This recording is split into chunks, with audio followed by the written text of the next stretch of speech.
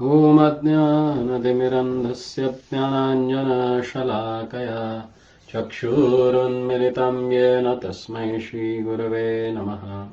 श्रीचैतन्यमनोभीष्टं स्थापितं येन भूतले स्वयं रूपा कदा मह्यं ददाति स्वपदान्तिकम्।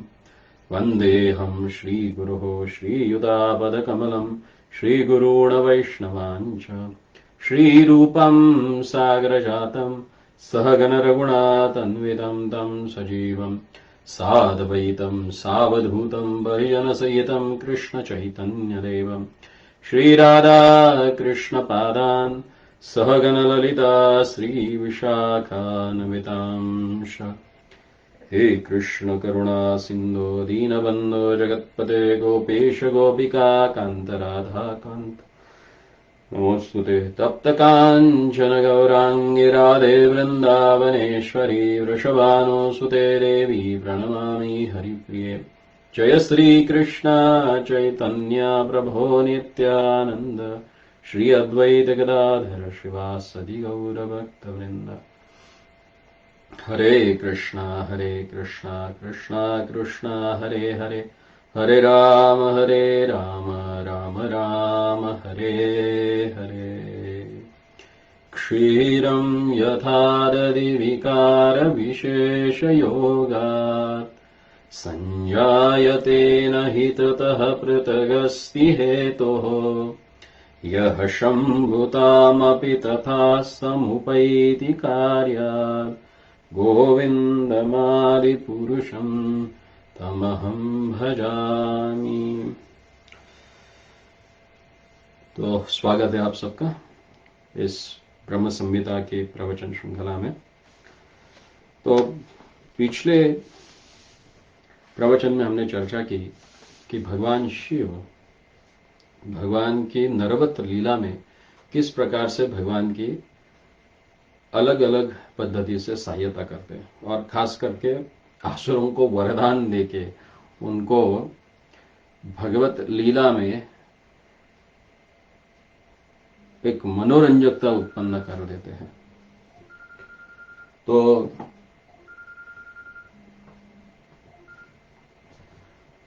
हमें समझना है कि भगवान शिव जो कि भगवान श्री कृष्ण से अभिन्न है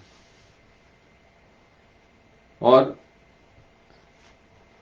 यहां तो ब्रह्मा जी भी बता रहे हैं और पद्म पुराण में भी वर्णन किया जाता है। वहां पे कहा है कि परात् परम यान्ति नारायण परायणः न ते तत्र गमिष्यन्ते ये द्विषन्ति महेश्वरम। यहां पे कहते हैं कि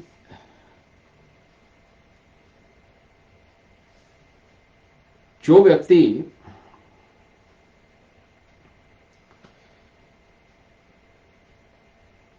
भगवान शिव को अलग समझता है और उसको अपराधी कहा गया है यहां पे एक्चुअली, जो भगवान शिव को भगवान नारायण से जो अलग समझता है। वे कहते हैं आगे, योमाम समत अर्चयेत नित्यम एकांत भावमाश्रितः विनिंदन्ति देवमीशानम स याति नरकायुतम। इस श्लोक में बताते कि कोई व्यक्ति नारायण परायण व्यक्तिगण की गति वैकुंठ में होती है, यह कथन सत्य है, किंतु महेश्वर द्वेषी होने पर उनकी विष्णु धाम की प्राप्ति नहीं होती और शिव निंदा पूर्वक सतत एकांत भाव से मेरी पूजा करने से भी अयुत संख्यक नरक में प्रस्थान करना पड़ता है। यानी जो व्यक्ति अपने आप को नारायण का भक्त समझता है और भगवान शिव के प्रति मत्सर करता है या उनके प्रति द्वेष करता है या उनके प्रति अपराध करता है, तो कहा जाता है कि वो विष्णुधाम तो जाएगा ही नहीं बल्कि उसमें नरक जाना पड़ेगा, नरक की गति प्राप्त होगी।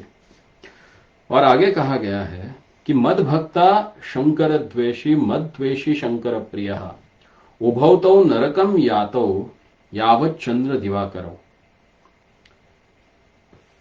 मद भक्त शिवद्वेषी होने से किंवा शिवभक्त मद्वेषी होने से चंद्र सूर्य स्थिति यावत अर्थात प्रलय काल पर्यंत उन सबको नरक में दुख भुगतना पड़ेगा। स्वयं भगवान हयशीर्ष पंचरात्र में कहते हैं कि यह शिवा सो अहम एव यो अहम स भगवान शिवः नावयोर अंतरम किंचित आकाश अनिलयोर इव।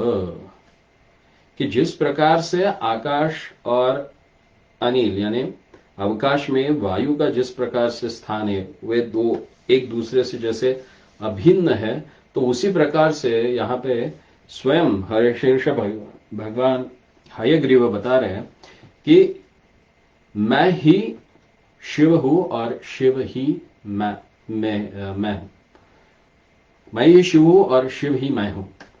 शिवाय विष्णु रूपाय शिव रूपाय विष्णवे शिवस्य हृदयं विष्णोर विष्णोर तु हृदयं शिवः यथा शिवमयो विष्णुरेव विष्णुमय शिवः यथांतरम न पश्यामि तथा ते स्वस्तिरायुषः। तो इन श्लोकों में कहा गया है कि गुणावतार रूप में एकत्व हेतु शिव वैश्रवागण्य है, अतएव सदाचारवत जो शिव है सो ही मैं हूं और जो मैं हूं वो सो ही शिव है। आकाश और वायु के भेद समान कार्य कारण के अभेद के तुल्य इन दोनों को भी अभेद समझना चाहिए। ब्रह्मवच्च परिशिष्ट में लिखित है कि विष्णु ही शिव रूपी और शिव ही विष्णु रूपी है। विष्णु ही शिव का हृदय और शिव ही विष्णु का हृदय है। विष्णु जिस प्रकार शिवमय है तद्रूप शिव ही विष्णुमय है। उभय में प्रभेद दिखाई नहीं देता।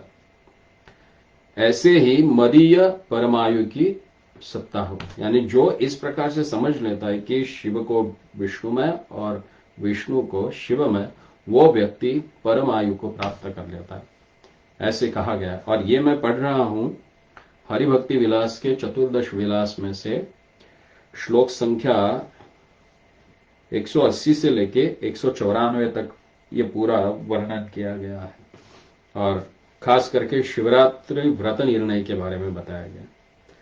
पद्म पुराण के व्रतखंड में ये सारा वर्णन आता है। तो भगवान स्वयं ही बता रहे कि वे और शिव जी का क्या संबंध है।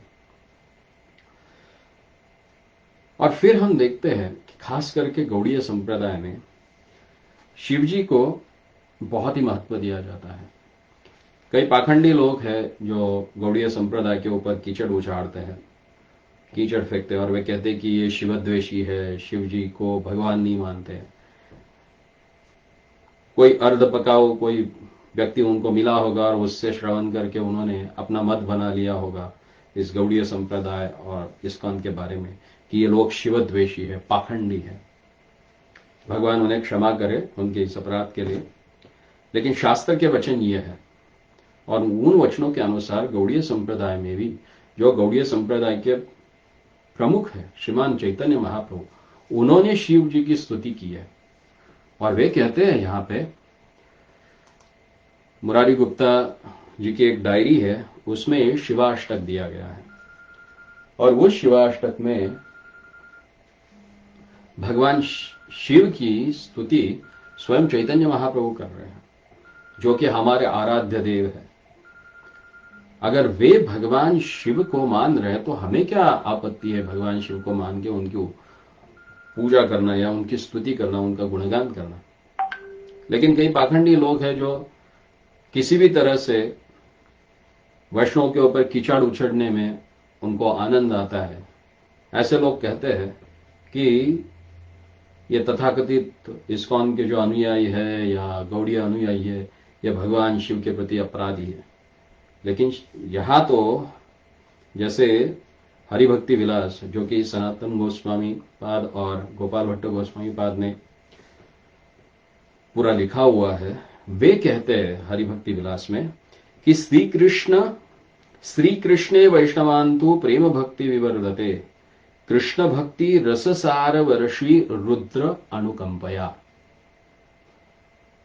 अगर उनके पास थोड़ी मति है तो मैं उनसे अनुरोध करता हूं कि हरिभक्ति विलास के चतुर्दश विलास में 221वां यह श्लोक है, जो कि सनातन गोस्वामी पाद, जो हमारे षड गोस्वामियों से एक है, और गोपाल भट्ट गोस्वामी, वे भी षड गोस्वामियों से है, जिनके हम अनुयायी हैं। उन्होंने लिखित स्वरूप में दिया है यहां पे कि श्री कृष्ण, भगवान श्री कृष्ण के जो भजन करने वाले हैं, उन वैष्णवों के लिए अगर भगवान की भक्ति विवर्धित करने वाले कोई है, भगवान की भक्ति की वृद्धि करने वाले अगर कोई है, और कृष्ण भक्ति रससार का वर्षा जो करने वाले हैं, वो कौन है? रुद्र अनुकंपा, भगवान शिव की अनुकंपा से ही भगवान श्री कृष्ण की भक्ति जो है वो प्राप्त होती है। तो जो भक्ति प्रदान करने वाले, उनके प्रति हम अपराध करेंगे? कम से कम ये मूर्खों को समझना चाहिए कि हम वे क्या बोल रहे हैं और किसके बारे में बोल रहे हैं। और यहां पे शास्त्र का वचन है और उन वचनों का पालन करते हैं। हाँ, कई अर्धपकाऊ वैष्णव, अपने आप को मानने वाला उनको कोई मिला होगा और जिसने भगवान शिव के प्रति अपराध किया होगा, तो उसने किया करके सारे पूरे गौड़ीय संप्रदाय को आप पाखंडी नहीं कह सकते हैं। अरे हमारे पास प्रमाण है। यहां पे चैतन्य महाप्रभु स्वयं कहते हैं कि श्रीमद् भागवतम प्रमाणम अमलम प्रेमा कुमार तो मान। भगवान का प्रेम प्रदान करने वाला सबसे प्रामाणिक ग्रंथ कोई है तो श्रीमद् भागवत है। और श्रीमद् भागवत में स्वयं शिव जी बताते हैं कि उनके प्रिय कौन है और उनसे किन लोगों को प्रेम करना है और किस प्रकार से शिव जी को प्राप्त करना है और शिव जी को क्या प्रिय है, ये स्वयं शिव जी बताते हैं। चतुर्थ स्कंद के 24वें अध्याय में जहां पे रुद्र गीत बताया गया है, उस रुद्र गीत की शुरुआत में शिव जी के बारे में पहले वर्णन किया गया है। वे बताते हैं कि शिव जी कैसे दिखते हैं। तप्त हेम निकायाभम शीतकंठम त्रिलोचनम प्रसाद सुमुखम वीक्षे प्रणीतम आजुक कौतुकः। कि भगवान शिव का वर्ण कैसा है? तप्त हेम निकायाभम, उनका वर्ण पिघले हुए स्वर्ण के जैसा है और उनका कंठ शीतकंठम, उनका कंठ जो है वो नील वर्ण का है। और त्रिलोचनम, जिनकी 3 आंखें हैं और अति प्रसन्नता से वे भगवत चिंतन कर रहे हैं। और उन शिव जी को जब रचयिताज मिलते हैं तो भगवान शिव अति प्रसन्न हो जाते हैं और वे कहते हैं कि यह परम रहस्याः साक्षात त्रिगुणात् संजीव सन्नितात् भगवंतम वासुदेवाः प्रपन्नाः सप्रियो हि मे। भगवान शिव स्वयं कहते हैं कि जो भगवान वासुदेव को प्रपन्न है, यानी शरणागत है, भगवान वासुदेव का जो भक्त है, सप्रियो हि मे, वही मुझे प्रिय है। ऐसे भगवान शिव स्वयं कह रहे हैं यहां पे। फिर आगे वे बताते हैं कि स्वधर्म निष्ठा शतजन्म भी पुमान विरांचिता मेति तथ परम हिमा अव्याकृतम भागवतो अथ वैष्णवम पदम यताहम विबुधो कलात्यते। कि स्वधर्म निष्ठा 100 जन्म तक, शतजन्म तक स्वधर्म निष्ठा ने जो कोई व्यक्ति वर्णाश्रम धर्म का अवलंबन कर लेता है, वो विरंचिता में थी, वो ब्रह्मा जी बन सकता है। और उसके आगे भी जाकर जो और प्रगति कर लेता है, वो शिवजी तक पहुंच सकता है। लेकिन शिवजी यहां पे स्वयं कहते हैं कि अव्याकृतम भागवतो अथ वैष्णवम पदम यताह विभूता कलय कल्पते। लेकिन जो व्यक्ति भगवान श्री कृष्ण या विष्णु की शरण ग्रहण कर लेता है और उनकी अनन्य भक्ति प्राप्त कर लेता है, वो व्यक्ति देवताओं को भी अप्राप्य जो भगवत धाम है उसको प्राप्त कर लेता है। तो स्वयं शिवजी यहां पे भगवत भक्ति का महिमा गुणगान कर रहे हैं। तो वे भक्त नहीं है। अगर उनको हमने भक्त कहा तो कौन सा अपराध किया? वे स्वयं कहते हैं अत भागवतायुयां प्रियास्य भगवान यतः न मद भगवतानां च प्रियान अनन्यो अस्ति करहिचित। वे कहते हैं यहां पे कि आप लोग सब भगवान के भक्त हो और भगवत स्वरूप ही हो मेरे लिए। और मैं जानता हूं कि इसी प्रकार से भागवत जो है, वैष्णव जो है, वो मुझसे प्रेम करते हैं और मैं उसी प्रकार से उनसे प्रेम करता हूं। तो भगवान शिव और भगवान श्री कृष्ण या विष्णु के जो भक्त हैं उनके बीच में ये संबंध है। भगवान की भक्ति प्रदाता शिव जी है, इसलिए यहां पे कहते हैं कि कृष्ण भक्ति रससार वर्षी रुद्र अनुकंपया। भगवान रुद्र के अनुकंपा से ही, उनकी दया से ही वैष्णवों को भगवान श्री कृष्ण की भक्ति प्राप्त होती है। तो ऐसे भक्ति प्रदान करने वाले के प्रति कौन अपराध करेगा। और इस रुद्र गीत में चतुर्थ स्कंद के 24वें अध्याय में स्वयं शिवजी भी कहते हैं कि ये जो मैंने स्तुति अर्पण की है भगवान को, इसको जो भी कोई व्यक्ति हर रोज प्रातः में गाएगा उस व्यक्ति को भगवत भक्ति निश्चित रूप से प्राप्त होगी। तो भगवान की स्तुति करने वाला भगवान का भक्त होता है या असुर होता है। तो शिवजी को अगर हमने भक्त कहा और ये भक्तों में सर्वश्रेष्ठ कहा तो ये उनके प्रति अपराध है? कदापि नहीं। और महाप्रभु के ऊपर भी कीचड़ फेंकने वाले कई स्मार्थ ब्राह्मण हैं जो कहते कि महाप्रभु वैष्णव थे ही नहीं, वे एक कट्टर स्मार्थ थे। पता नहीं कहां से ये सारे उन्होंने संदर्भ लिए और उसके ऊपर एक एक दो घंटा उन्होंने प्रवचन किया उन व्यक्तियों ने। और यहां पे महाप्रभु स्वयं कहते हैं, वे शिवजी का गुणगान करते समय कहते हैं, श्री राम गोविंद मुकुंद शौर्य श्री कृष्ण नारायण वासुदेवा इत्यादि नामामृतपानमत्ता भृंगादिपायाखिल दुख हंत्रे। वे यहां पे शिवजी को कहते हैं कि आप भृंगादि पाया अखिल दुख हंत्रे, कि आप सारे जीवों के दुखों को नष्ट करने वाले, दुख हंत्रे। क्यों? उसके पीछे कारण है। कहां से उनको ये सारे जीवों के दुख को हरण करने की शक्ति आती है? क्योंकि वे यहां पे कहते हैं कि श्री राम गोविंद मुकुंद शौर्य श्री कृष्ण नारायण वासुदेवा इत्यादि नामामृतपानमत्ता। जैसे कोई व्यक्ति मदिरा पी के मत्त हो जाता है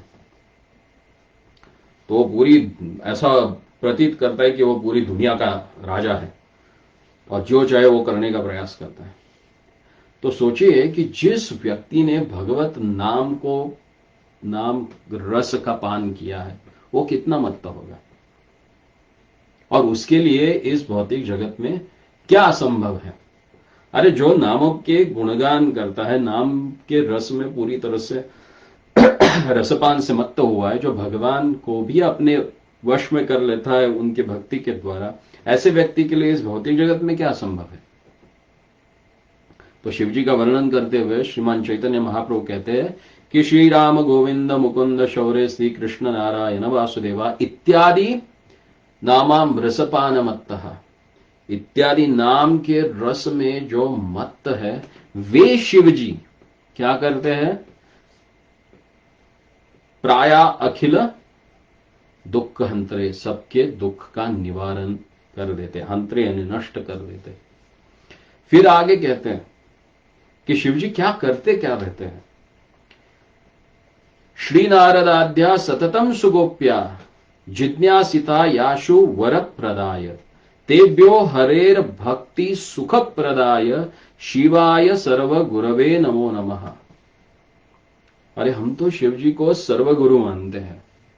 भगवान श्री कृष्ण को कहते हैं कि कृष्णम वंदे जगत गुरु, और शिव जी को तो सर्वगुरु कहा गया है यहाँ पे। और कह कौन रहे? श्रीमान चैतन्य महाप्रभु, जो कि स्वयं इस कलयुग में श्री श्री राधा कृष्ण के अवतार हैं, और वे स्वयं यहां पे कहते हैं शिव जी को कि शिवाय सर्व गुरवे नमः, जो सबके गुरु है उन शिव जी को हम प्रणाम करते हैं करके। क्यों? क्योंकि वे श्री नारदादि सततम सुगोप्य, भगवत लीलाओं का जो गोप्य वार्तालाप है, कथाएं हैं, वे नित्य रूप से श्री नारदादि ऋषियों के साथ चर्चा करते रहते हैं। और जिज्ञासु जो है उनके ऊपर दया करके वे हरेर भक्ति सुख प्रदाय, वे हरि भक्ति का सुख प्रदान करते हैं। तो ऐसे दयालु जो है उनके प्रति कोई अपराध करेगा, क्या हम उस व्यक्ति को फिर वैष्णव कहेंगे? कतिपय संभव नहीं है। और श्रीमन महाप्रभु आगे जाके कहते हैं कि श्री गौरी नेत्रोत्स्वर मंगलाय तत्प्राणनाथाय रसत प्रदाय सदा समुत्कंठ गोविंद लीला गान प्रवीणाय नमोस्तु तुभ्यम, कि मैं उन शिव जी को प्रणाम करता हूं जो सदा समुत्कंठ, जो समुत्कंठ से गोविंद लीला का गान करने में प्रवीण कहा गया है, कुशल है, ऐसे शिव जी को मैं प्रणाम करता हूं। गौरांग महाप्रभु यहां पे बोलते हैं। और आगे कहते हैं कि एतद शिवस्य अष्टकम अद्भुतम महत, ये शिव अष्टकम बहुत ही अद्भुत है और महान है। शृण्वन हरिप्रेम लभेत शीघ्रम, जो कोई व्यक्ति इस अष्टक को, शिव अष्टक को सुनेगा तो क्या होगा? उसको हरि भक्ति या हरि प्रेम प्राप्त होगा, कृष्ण प्रेम प्राप्त होगा करके महाप्रभु बता रहे। ज्ञानम च विज्ञान अपूर्व वैभवम यो भाव पूर्ण परमम समादरम, कि भगवान श्री कृष्ण के प्रति जो व्यक्ति आदर के साथ पूर्ण रूप से इन श्लोकों का गान करेगा, उस व्यक्ति को भगवत प्रेम प्राप्त होगा। ऐसे कौन बता रहे हैं? स्वयं चैतन्य महाप्रभु बता रहे हैं। तो ऐसे जो शिव जी है, क्या उनके प्रति हम अपराध करेंगे? संभव ही नहीं, क्योंकि कई कम बुद्धिमान लोग हैं जो इन तत्वों को जान नहीं पाते, क्योंकि शिव तत्व यह विषय इतना गहरा और विस्तृत है कि उनकी लीलाओं, उनके रूपों और उनके महिमाओं का वर्णन करने वाले प्रत्येक प्रसंग को हम इस चर्चा में नहीं ला सकते,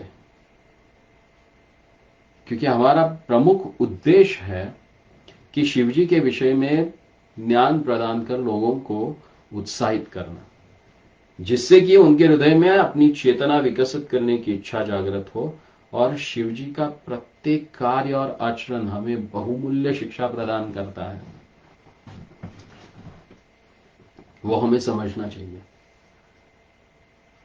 कि निम्नगानाम यथा गंगा देवतानाम अच्युतम यतः देवर्षिणाम यथा नारदो वैष्णवानाम तथा शंभु, भगवान शिव वैष्णव में इतने श्रेष्ठ है, सर्वोत्तम वैष्णव उनको कहा गया है। कई लोगों को उसके लिए भी आपत्ति है, तो शिव भगवान नहीं है क्या? केवल वैष्णव ही है क्या? क्यों? वे भगवान, हमने तो कहा नहीं कि वे भगवान नहीं है, लेकिन भगवत अंश होने के कारण वे स्वयं भगवान की भगवत्ता को स्वीकार लेते हैं और कहते हैं कि मैं उनके नाम का जाप करने वाला हूं, उनका भक्त हूं, उनका सेवक हूं, तो उनकी वो वाणी है, तो वो हम छोड़ के आप जैसे मूर्खों को सुने। और शिवजी स्वयं शिक्षा प्रदान करे। जब स्वयं शंकराचार्य बन के आते हैं तो आज जगन्नाथपुरी में जो जगन्नाथ अष्टकम गाया जाता है वो किसने लिखा है? स्वयं शंकराचार्य, श्रीपाद शंकराचार्य जो कि शिवजी है, उन्होंने ही लिखा है ना। और क्या कहते हैं उसमें? वरम पुंडरीकाय दातुम मुनीन्द्र समागत्यानंदति, वो तो पांडुरंग अष्टकम में से है। पांडुरंग अष्टकम भी शंकराचार्य जी ने लिखा, वो वे स्वयं कहते पर ब्रह्मलिंगम तटे भीमरत्याम, कि भीमा नदी के तट पे पर ब्रह्मलिंग वो स्वयं पांडुरंग जी खड़े हैं, भगवान श्री कृष्ण खड़े, पर ब्रह्मलिंग परम ब्रह्म का विग्रह खड़ा है। वे स्वयं बताए कि नारायणों पर अव्यक्त था। स्वयं शिव जी बता रहे हैं ना, हम तो नहीं बता रहे। और शिव जी से कई चीजें हम सीख सकते हैं, क्योंकि वे हमें कई सारी शिक्षाएं प्रदान करते हैं, क्योंकि वे हमारे गुरु हैं। वे श्मशान में वास करते हैं और अपने शरीर के ऊपर चीता का भस्म धारण करते हैं और हमें शिक्षा देते हैं कि यह भौतिक शरीर नष्ट होने वाला है और अंत में राख में ही मिलने वाला है। तो पूरे जीवन भर सुख विलास और भोग प्राप्त करने के लिए इस शरीर का उपयोग नहीं करना है, बल्कि इसको भगवत भक्ति के लिए करना है। ये शिव जी हमें शिक्षा प्रदान करते हैं। कई तामसिक व्यक्ति सोचते हैं कि शिवरात्रि के समय भांग या गांजा पिया जाए, क्योंकि शिव जी पीते हैं। अरे शिव जी ने हलाहल भी पिया था, क्या आप पियोगे? उन्होंने किया करके। यह अर्ध कुकुट न्याय जैसा हो गया कि मुर्गी अंडा देती है, इसलिए पीछे का उसका भाग रखो, और आगे से दाना खाती है इसलिए उसको काट दो। तो हमें जो अनुकूल है उसको स्वीकारो, और प्रति जो हमारे इंद्रिय तृप्ति के प्रतिकूल है उसका त्याग करो। यही वृत्ति हो गई ना लोगों की, जिसको अर्ध कुकुटी न्याय कहा जाता है। अरे शिवजी अगर बाह्य रूप से देख लगता है कि वो भांग पी रहे हैं या गांजा खा रहे हैं, तो उन्होंने हलाहल भी पिया है ना, वो भी कर लो थोड़ा सा। अरे शिवजी इतने दयालु है कि ऐसे तमोगुणी व्यक्तियों को भी अपने प्रति आकर्षित कर लेते, ताकि धीरे धीरे धीरे वो शुद्ध होकर भगवत प्राप्ति कर ले।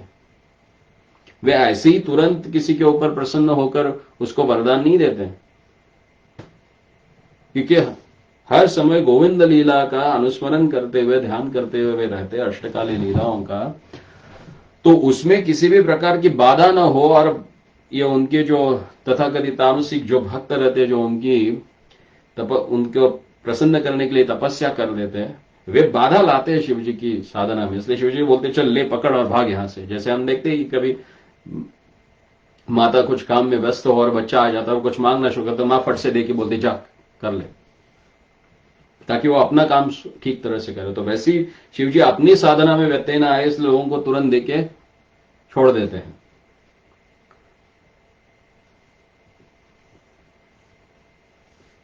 और भगवान शिव नित्य रूप से भगवत लीला का चिंतन ही करते रहते हैं। और इसीलिए हमारे गौड़ीय संप्रदाय में शिवजी की स्तुति बहुत सुंदर रूप से की जाती है। जैसे ब्रजविलास नाम का एक ग्रंथ है, जिसमें शिवजी की स्तुति करते समय कहा गया है कि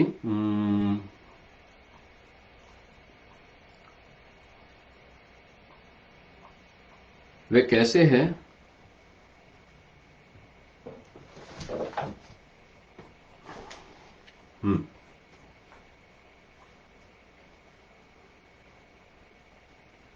रघुनाथ दास गोस्वामी अपने ब्रजविलास स्तव में कहते हैं, मुदा गोपीन्द्र सतात्मज भुज परिष्ट रंग निदये स्फुरद गोपी वृंदर यमिहं भगवतं प्रणयभि भजद्भीस्ते भक्त्या स्वमभिलषितं प्राप्तमच्चिरात् यमी तीरे गोपीश्वर अनुदिनं तम किल भजे। ब्रजविलास स्तव में ये 87 नंबर का श्लोक है। यमुना के तट पर स्थित गोपीश्वर महादेव की मैं प्रतिदिन स्तुति करता हूं। इन्हीं गोपीश्वर को प्रसन्न कर गोपियों ने शीघ्रातिशीघ्र अपना मनोवांछित फल अर्थात नंद महाराज के पुत्र श्री कृष्ण के आलिंगन रूपी अमूल्य रत्नों को पाया था। तो आप जान सकते हैं, यथा ब्रज वनिता नाम कहा जाता है कि भक्ति कैसे करनी है, तो ब्रज की जो गोपियां उनके जैसी करनी चाहिए। और वे गोपियां वो भगवत भक्ति प्राप्त करने के लिए शिव जी से प्रार्थना करती है। तो ऐसे शिव जी को हम वैष्णवों में श्रेष्ठ माने तो क्या यह हमारी गलत धारणा है, या शिव जी उससे प्रसन्न नहीं होंगे? केवल शास्त्र को एक ही दृष्टि से नहीं देखना है हमें। जैसे इस प्रवचन श्रृंखला में यानी शिव तत्व के बारे में जो हम चर्चा कर रहे हैं, इसके पहले भाग में हमने देखा कि वेदव्यास जी ने किस प्रकार से व्यक्ति की चेतना के स्तर के अनुसार या उसकी चेतना के विकास के अनुसार शास्त्रों के 3 भाग किए गए। कुछ शास्त्र या कुछ पुराण जो 3 गुणों में उन्होंने दे दिए हैं, कुछ तमोगुण में है, कुछ रजोगुण में है, कुछ सतोगुण में है। और उस गुणों के जो अधिष्ठाता देवता है उनके अनुरूप उनके जो उपासक है उनके लिए उन्होंने वो अधिष्ठाता देवता सर्वोत्तम उसमें बताया गया है, ताकि उनके प्रति वो व्यक्ति पूरी तरह से समर्पित हो और पूरी तरह से शरणागत होने के पश्चात उस व्यक्ति को उस गुण से ऊपर वाले गुण में अपने आप ही पदोन्नति हो जाती है और फिर अंत में विशुद्ध सत्व में आकर वो भगवत भक्ति को प्राप्त कर लेता है। तो इसे हमें अच्छी तरह से समझना चाहिए। श्रुतिर्विभिन्ना स्मृतिर्विभिन्ना नासाव ऋषि यस्य मतम न भिन्नम धर्मस्य तत्वम निहतो गुहा यह महाजनो इन गथा सबंधा। तो धर्म को समझना है, शास्त्र को समझना है, इन शिव तत्वों को समझना है, तो हमें महाजनों के चरणों का अनुगमन करना चाहिए। और हमने देखा यहां पे श्रीमान चैतन्य महाप्रभु हमें बता रहे हैं, जीव गोस्वामी पाद बता रहे हैं, गोपाल भट्ट गोस्वामी बात बता रहे हैं, रघुनाथ दास गोस्वामी जी बता रहे हैं, और हयशीर्ष पंचरात्र में स्वयं भगवान श्री हरि बता रहे हैं। अगर इनको हम नहीं सुनेंगे और अपनी कुतर्कता से अपनी कल्पना से कुछ धारणाएं बनाए रखेंगे तो उससे क्या हल प्राप्त होने वाला है? केवल वैष्णव और शिव निंदा करके पता नहीं होने वाला है। और कहा गया है कि आज चंद्रार्थ तक हमें नरक में पड़ना पड़ेगा। तो ये सारे पीछे न पड़कर शास्त्रों को यथारूप समझकर हमें भगवान शिव की कृपा से भगवान श्री कृष्ण की प्रेम भक्ति प्राप्त करनी है। तो इसलिए शिव तत्व को समझना बहुत ही आवश्यक है। आपकी कुछ भी टीका टिप्पणी आलोचना या कोई प्रश्न हो तो आप निश्चित रूप से कमेंट में लिखिए। उसके अनुसार अगर आपके प्रश्न है, आपकी जिज्ञासा है, तो उसका निवारण करने का हम प्रयास करेंगे पूर्वाचार्यों के मतानुसार, शास्त्रों के आधार अनुसार। और कुछ आपको समझ में नहीं आया होगा हम बताते समय या कुछ संदेह हो तो उसके बारे में भी आप पूछिए, क्योंकि भगवत भक्ति और हमारे सारे जो शास्त्र है ये कोई मिथ्या नहीं है। जैसे आजकल के शिक्षण पद्धति में और तथाकथित विद्वान लोग बोलते हैं कि भारतीय शास्त्र जो है वो सब माइथोलॉजी है, फिक्शंस है। हाँ? वैसा नहीं है। ये एक शास्त्र है जिसमें निबंध दिए गए हैं, उसको आप अपने जीवन में अपना सकते, उसके ऊपर प्रयोग कर सकते हो और फिर निष्कर्ष तक भी पहुंच सकते हो। तो उसको उचित रूप से हमें स्वीकारना चाहिए और वही एक हमारा ये प्रयास है। जैसे श्रील प्रभुपाद कहा करते थे कि मंदिर ये केवल पैसा कमाने का जरिया नहीं है, ये कोई व्यवसाय नहीं है, बल्कि मंदिर एक ऐसी संस्था है जहां पे आपको आध्यात्मिक ज्ञान में पारंगत किया जाएगा, आध्यात्मिक ज्ञान आपको सिखाया जाएगा। वो एक शिक्षा संस्थान है जहां पे जाके हमें शिक्षा ग्रहण करनी है। लेकिन आजकल लोगों का नजरिया ही बदल गया, खास करके वैदिक मंदिरों को वो केवल एक पैसा कमाने का जरिया समझते हैं या तो फिर ठगबाजी का समझते हैं। नहीं है वैसा। अगर आप में प्रामाणिकता हो और प्रामाणिक रूप से अगर आपको ज्ञान की प्राप्ति है तो हम बैठे हैं यहां पर पूर्वाचार्यों के मतानुसार और भगवत प्रणीत शास्त्रों के द्वारा आपके हर संदेह को निवारण करने का प्रयास करेंगे। लेकिन आप उसके लिए प्रयास तो करें। जानने का। तो भगवान शिव के बारे में जो हमने पिछले 3 श्रृंखलाओं में चर्चा की, अगर उसमें आपको कोई भी संदेह हो, कोई बात समझ में ना आई हो, आप जरूर कमेंट में लिख के बताइए, तो उसके बारे में हम आगे चर्चा करेंगे। तो आज के लिए इतना काफी है। आज हम यहाँ पे अपने वाणी को विराम देते हैं और फिर कल से भगवान विष्णु के बारे में ब्रह्मा जी क्या कहते हैं ब्रह्म संहिता में, उनके बारे में 2-3 श्लोक है आगे के, उनकी चर्चा हम कल करेंगे। हरे कृष्णा। बहुत बहुत धन्यवाद। श्री कृष्णचंद्र भगवान की जय। श्री ब्रह्म संहिता की जय।